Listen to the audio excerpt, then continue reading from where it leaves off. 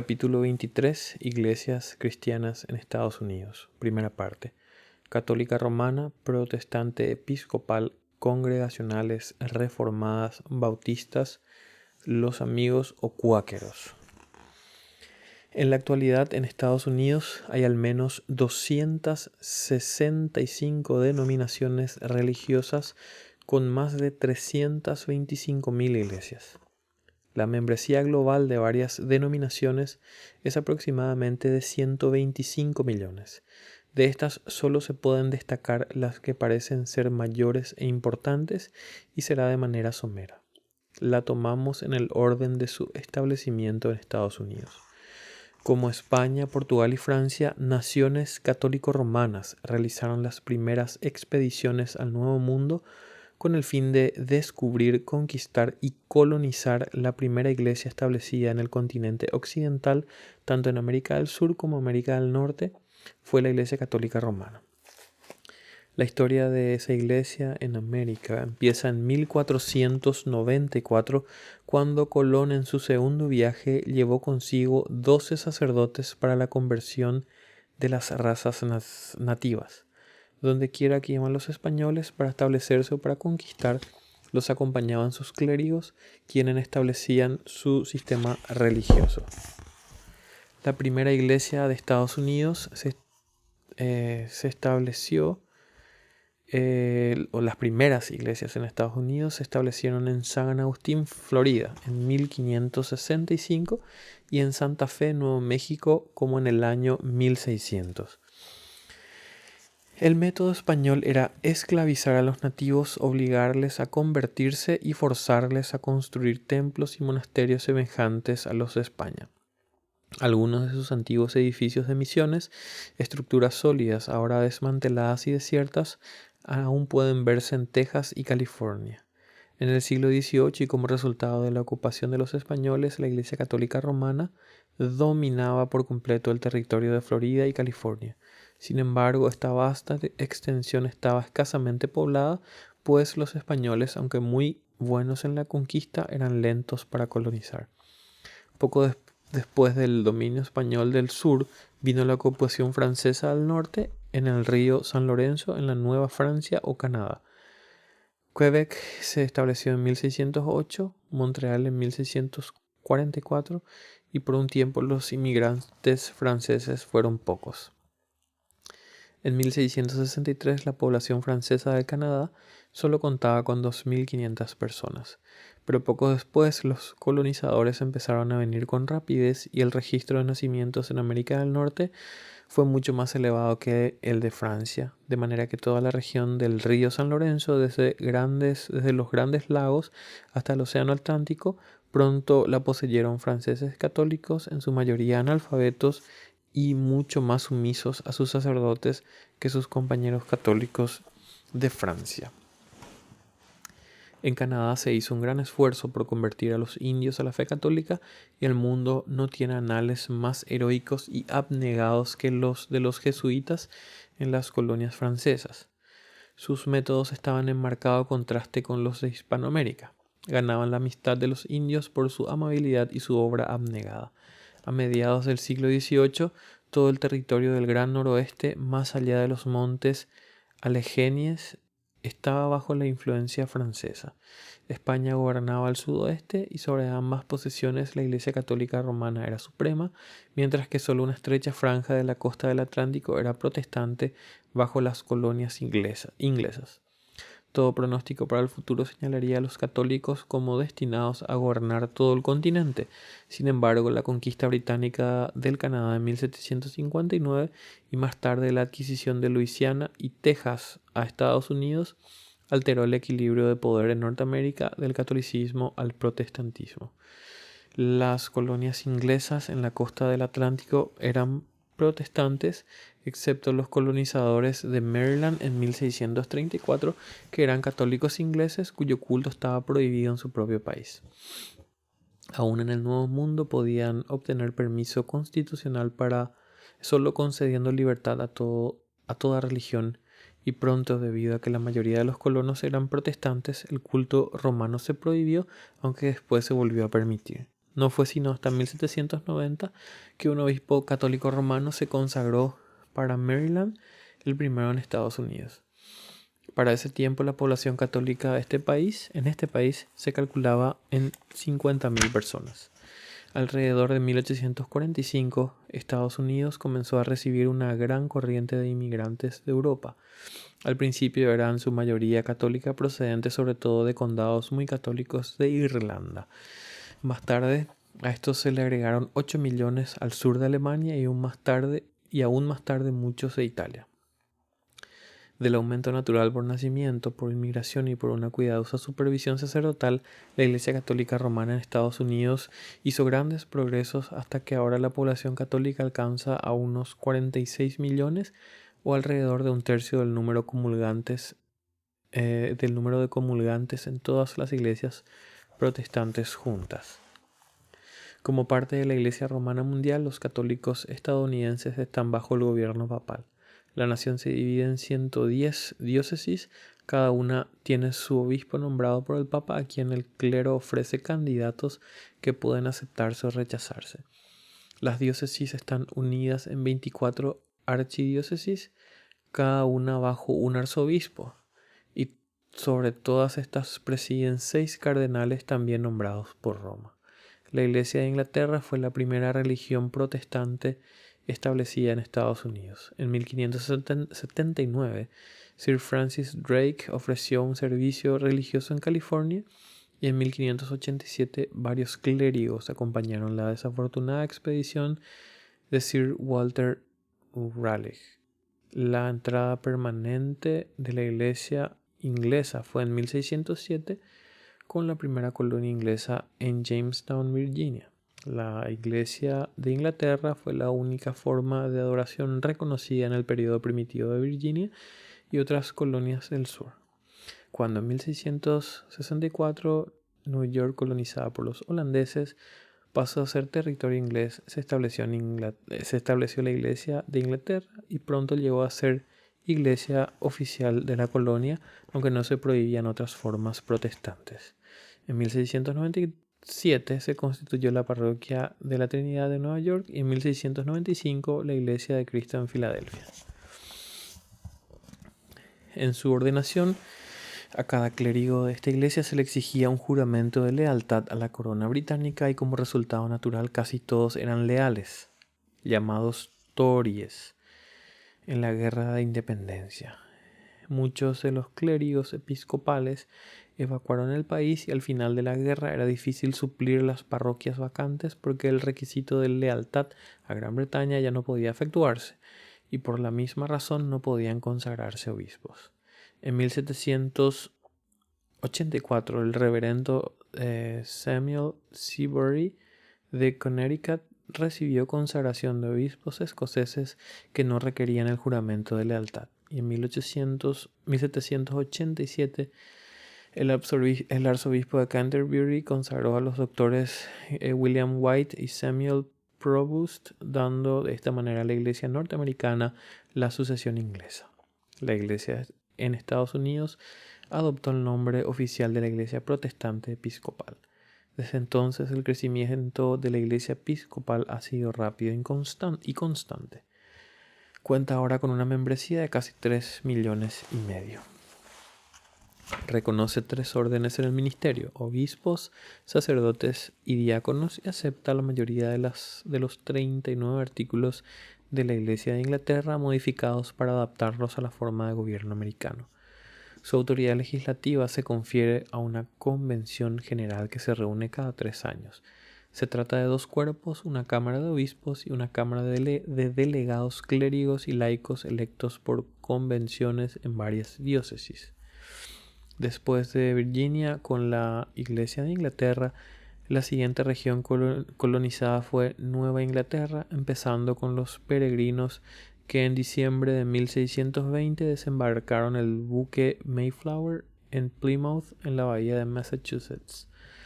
Estos eran independientes o congregacionalistas, el elemento más radical en el movimiento puritano inglés, exiliados de Inglaterra a Holanda por razón de sus ideas.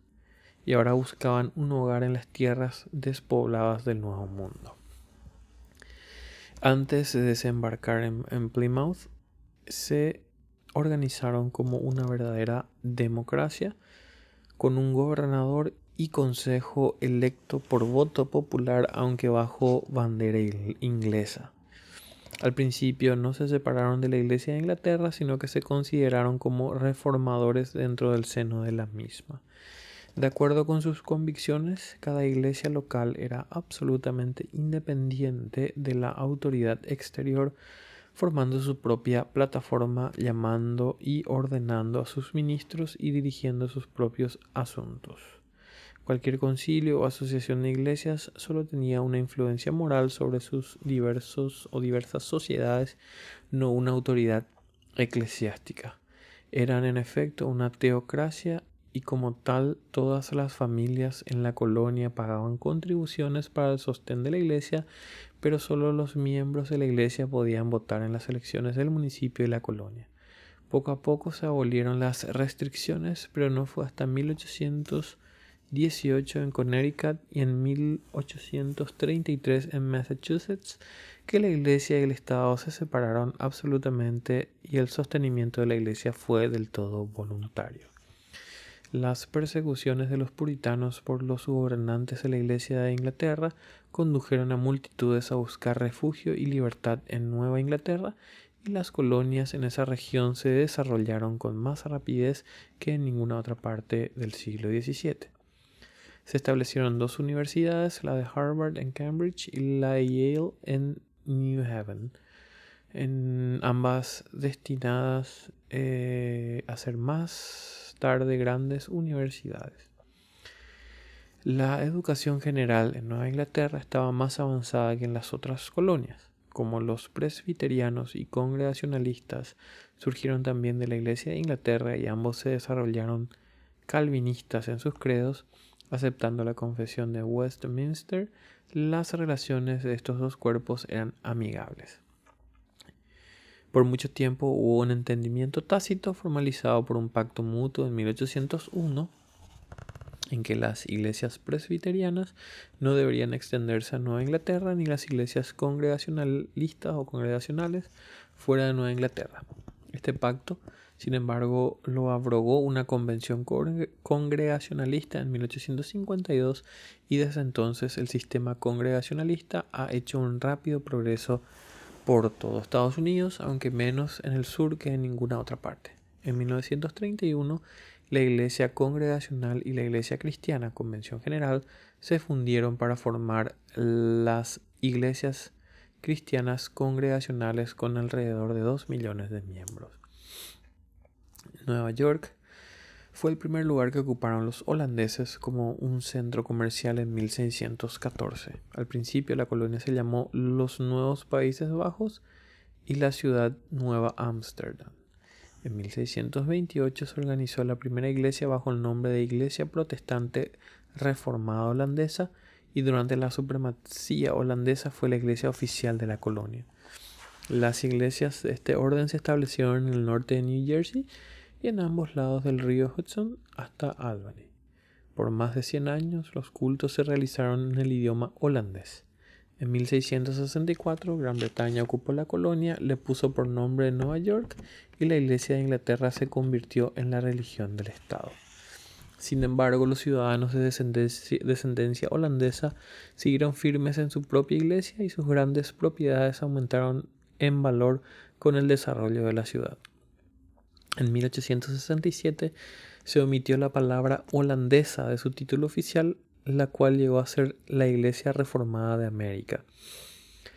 Cuenta con muchas iglesias fuertes en la región central y el extremo oeste. La membresía es de alrededor de 233.000.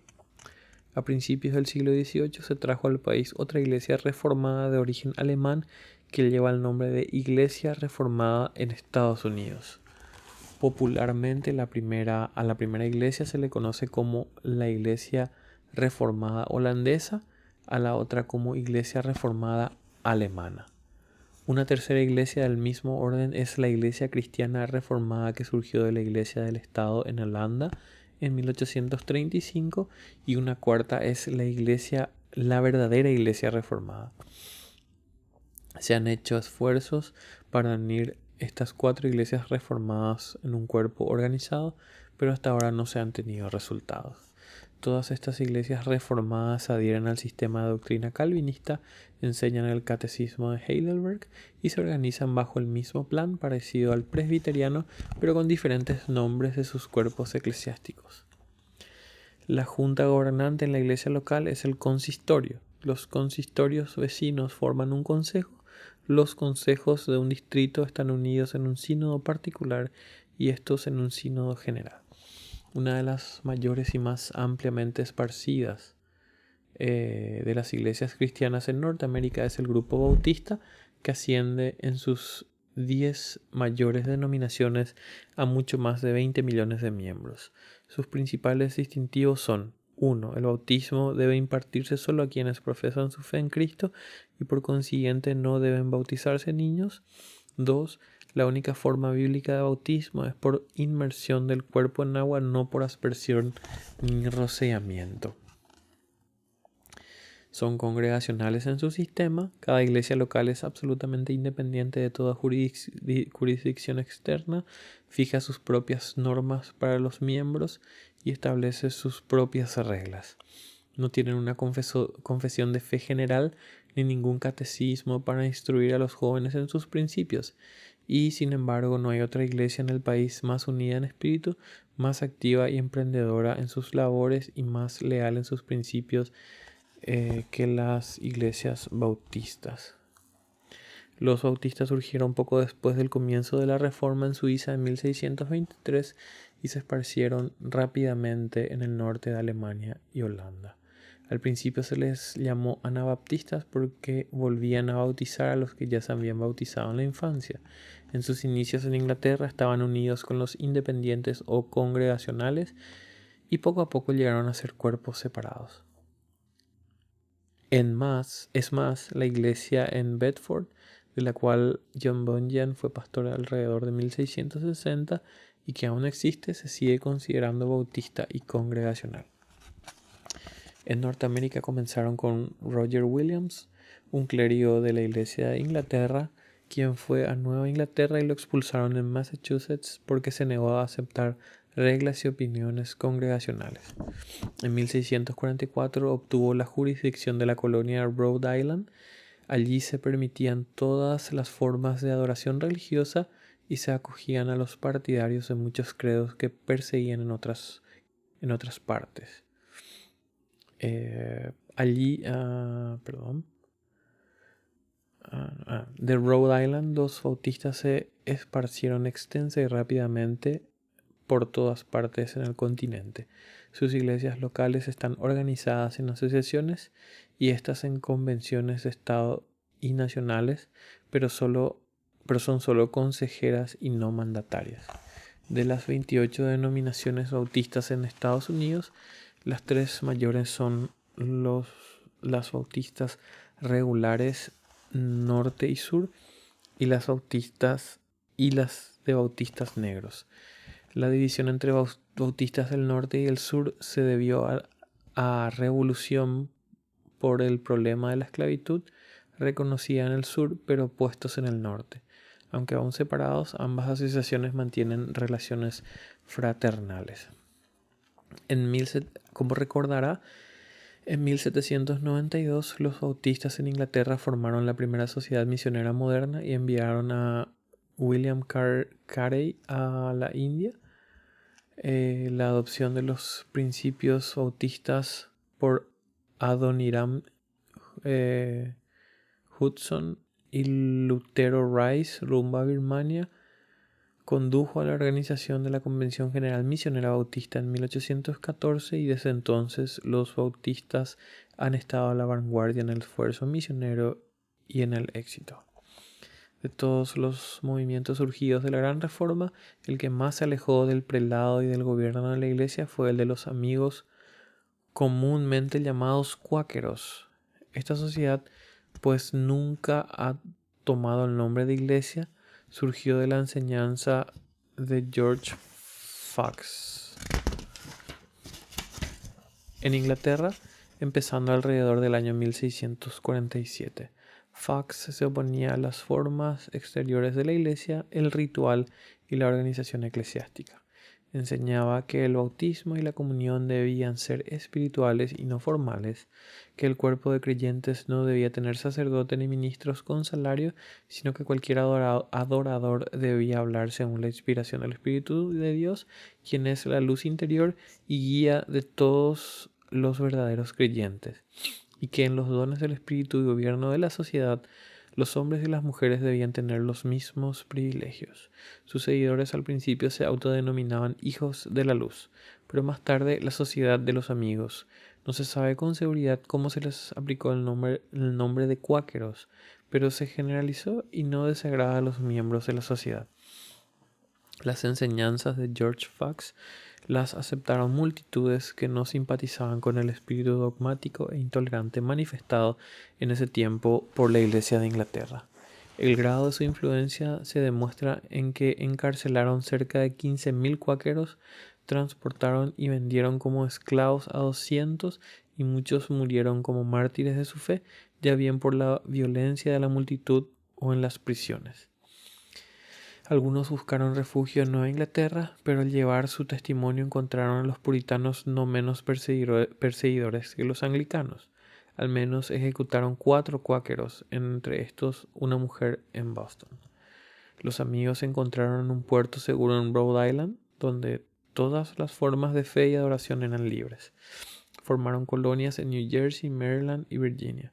En 1681, el rey Carlos II le entregó el territorio de Pensilvania a William Penn, líder de los Amigos, y Filadelfia, la ciudad cuáquera.